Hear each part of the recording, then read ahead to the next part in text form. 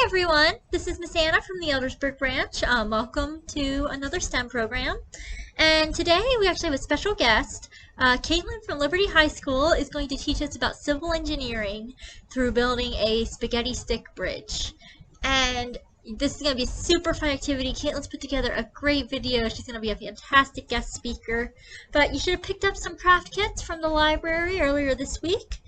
Each kit will include some graph paper, a direction sheet, and a whole bunch of spaghetti sticks. Oops, and I'm dropping all over myself. So, I'm going to go ahead and turn this over to Caitlin. Oh, you should also get some rubber bands, some hot glue, some scissors, a marker, and some stuff to write with, like pencils. And now I'm going to hand it over to Caitlin, and I hope you all enjoy her video. It's going to be great. You're going to learn so much about civil engineering. It's going to be a great time. All right, and I am going to now hand that over to Caitlin. Hello everybody, and welcome to the Eldersburg Branch Library's STEM Outreach Program for Kids. If you're not sure what STEM stands for, it stands for Science, Technology, Engineering, and Math. This program is dedicated to teaching you all about one of the major engineering branches, civil engineering. My name is Caitlin, a local high school student, and I will be leading this instruction. But before we get started, I would love to tell you about what exactly we'll be going over today. We will discuss what civil engineering is, some jobs you can get either with a civil engineering degree or that are closely related to civil engineering, how we use civil engineering in our everyday lives and how it benefits us, as well as the methods civil engineers use to make life easier for everybody. At the end, we will do a fun activity using the kits you've picked up from the library. The goal for today is to get some of you interested in engineering early so you can continue your educational path with a passion for STEM. Firstly, we should know what engineering as a whole is. The official definition of engineering provided by the Merriam-Webster Dictionary is the application of science and mathematics by which the properties of matter and the sources of energy in nature are made useful to people. Now, if you're confused as to what that means, don't worry. This basically means that science and math are used to manipulate different elements, whether that's building a bridge to withstand high amounts of weight and winds or creating artificial joints. By using different properties of math, science, and technology, engineers create a multitude of inventions and innovations to better the world and to make life easier for people. Now that we know what engineering is, we can look at what the branch of civil engineering means. This type of engineering is one of the building blocks of all engineering disciplines. It's not only one of the oldest engineering disciplines, it's also one of the most universal. This is because civil engineering deals with planning out, designing, and building multiple types of structures. Once said structures are built, maintaining their stability is a key point of civil engineering. Whether it's the tall buildings you see in a city, the bridges across the bay, or the local library and school buildings, all structural creations are thanks to the work of civil engineers. Civil engineering encompasses transportation systems, supply systems, as well as general construction projects. Now you may be wondering what kinds of careers or jobs you can get. Well, if you were to go to college and get a civil engineering degree, there are many options. You could continue higher education in engineering, or you could simply become a civil engineer.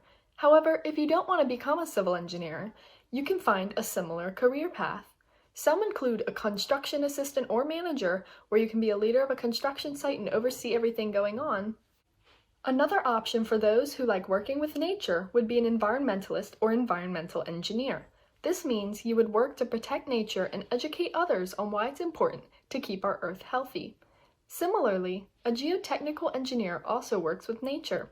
They, however, create and manage supply systems, such as our water and waste systems, as well as control methods like the dam at the Liberty Reservoir. Another career option is working in the public health field. These people watch over supply systems mentioned before and make sure it's clean and not a threat to people's health. Urban planning is a career choice for those of you who love building cities because you get to plan out where buildings should go and where roads should lead. These are just a few options of the many careers a civil engineer degree could get you. You and me and everyone else uses the work of civil engineers every single day. For example, we drive along the roads, bridges, and tunnels to get to different places. Engineers have to plan out how to build the tunnels and bridges in order to support the hundreds of cars that pass through them daily. Many buildings, such as our houses, schools, grocery stores, and even the Eldersburg Branch Library, had to be carefully constructed in order for it to be safe for people to use. Our water comes from supply systems, which are also planned out and created by civil engineers. Without civil engineers, life would look much different for us, as they've made life a whole lot easier for civilization. Now we can look at one prime example of a civil engineer's job. Bridges are nearly everywhere, and it takes a lot of skill and technique to create a safe and effective bridge. Civil engineers use multiple techniques in the building process, but today we'll only focus on the types of bridges and how their structures work to hold lots of weight. One major type of bridge is an arched bridge, which you can see in the upper left picture. The arch shape is really strong and is capable of withstanding high winds. They are more often seen in short bridges or in shallow waters, but they can be lined up with multiple arches in order to increase the length of the bridge. The next type of bridge is a suspension bridge, which can be large scale, but they're more commonly seen as rope bridges. An example of a rope bridge can be seen in the upper middle picture. Rope bridges aren't made for cars, but for people, and typically have weight limits. Suspension bridges have two ends with one connecting rope. This connecting rope has smaller ropes that are attached to the main structure, which then suspends the bridge up. The next bridge is a beam bridge, which can be seen in the upper right picture. These are one of the simplest types of bridges, and it's just like it sounds. Beams are connected to support each other, allowing for high weight loads to travel across them. The next type of bridge is a cable-stayed bridge, which can be seen in the lower left image. Cable-stayed bridges are similar to suspension bridges. However, instead of connecting smaller ropes to one larger rope, cables are attached to a tower and directly hold up the main structure. Finally, there's a truss bridge, which is seen in the bottom right image. Truss bridges use triangles and are able to hold the most weight. Truss bridges provide the best strength-to-weight ratio, which means it can hold the most weight in comparison to its construction materials. Now for the fun part. Today, we will complete an activity to showcase your own engineering skills. By using spaghetti noodles, a typically very weak food, we will create a weight-bearing truss bridge. This may seem outlandish, but by using the proper techniques, we can create a simplistic bridge that holds weight. You should have picked up an activity kit from the library, and you can get that out and get ready. In this, there should be all the materials needed to create the spaghetti noodle truss bridge. Are you guys ready? Let's start! Now you should have all of your materials out and ready. This should include glue, rubber bands, your spaghetti noodles, a sheet of graph paper, a ruler, a pencil, and scissors. Feel free to pause at any point in this video because I will be skipping over some of the longer sections. Ready? Let's go! To begin, we'll want to draw out our plan on the sheet of graph paper. Using the ruler, you want to measure 7 inches, about 2.5 inches from the bottom of the paper.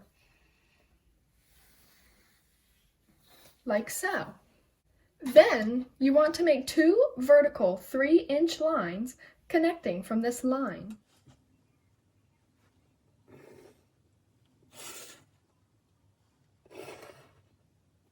Now you can connect these lines.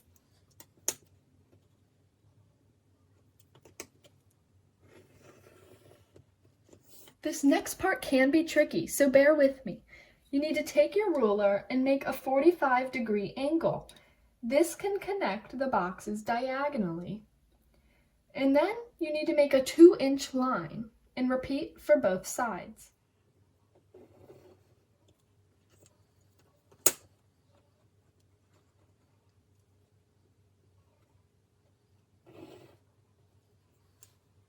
Now you want to repeat on the other side. Now you want to connect these lines. You should now have something that looks like this. One important aspect of truss bridges are, of course, the trusses. To create the trusses, we need to find the middle of the center lines. Remember, the center lines are 7 inches long, and half of 7 is 3.5. So at the 3.5 mark, make a faint line.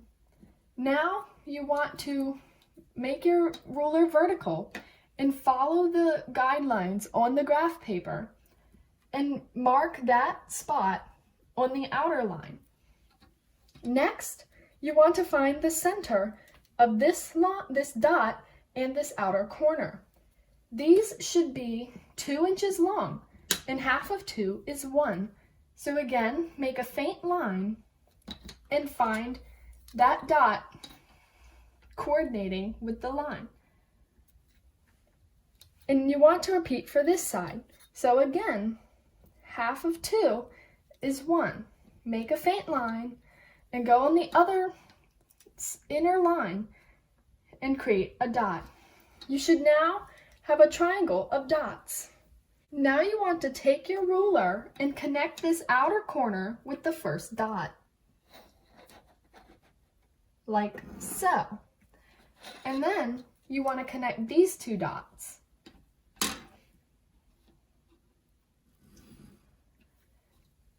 Then connect these dots.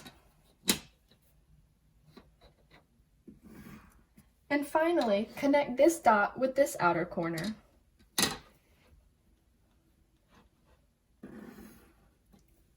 Now you want to repeat those steps for this side.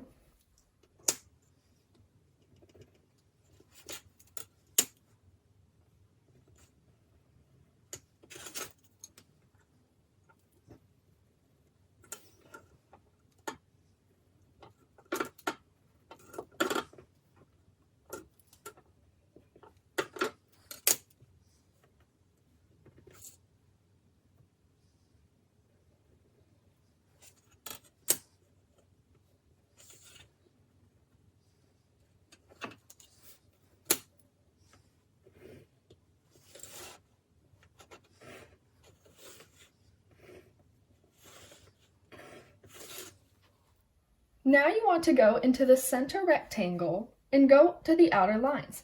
They should be 3 inches long. So find that 1.5 inch mark, which should be in the middle, and draw a dot on both sides. Then draw a line like so. Next, you want to find the halfway mark between this. And half of 1.5 is 3/4. So at the 3/4 inch mark, draw a line for both. And do that to both sides.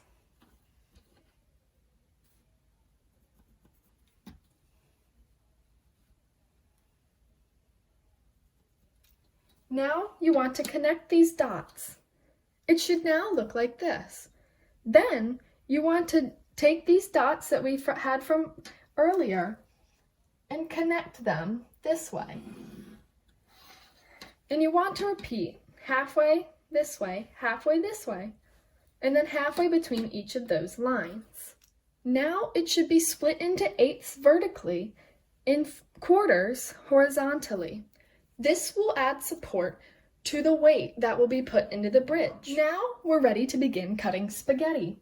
You want to take a noodle and find any line on this and mark how long it is on the spaghetti noodle. Then you want to take your scissors and cut the noodle on that mark. Now you should have a noodle that is the exact length of the line on the graph paper. You want to repeat this 4 times for each line. This is because when noodles are paired up, they become stronger than just a single noodle. For the center box, you don't want to cut the noodles short, like these little sections. Instead, you want to cut them as the whole line. So for the middle box, that would look like this for the center lines, like so. Now again, repeat this so you have 4 noodles for each line. When you get 4 noodles that are the same length, you want to take a rubber band and carefully wrap it around the bunch.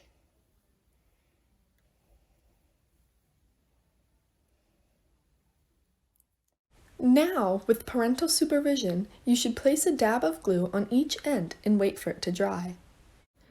Once the hot glue is dry, you want to take the rubber band off carefully.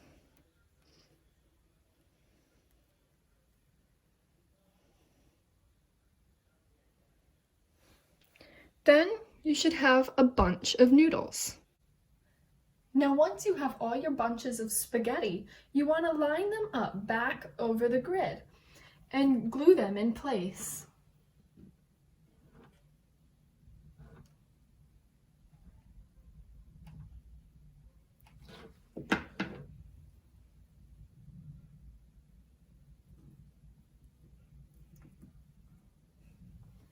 Now you want to do this main section first and then move it off of the grid.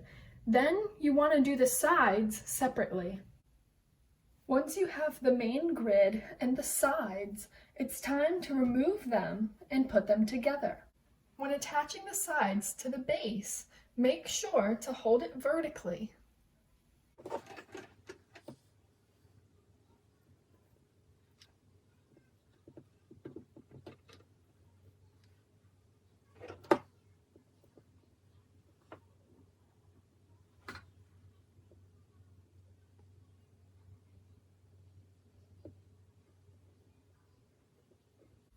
Then you want to take any leftover pieces of spaghetti you have, group them in two, and put it on the edges to help hold up the sides. And voila, we're ready to test our product. And here we have the final product. This truss bridge made out of spaghetti noodles should be able to hold more than its own weight. To test this, I found a can that is full and two other items that have to be equal heights.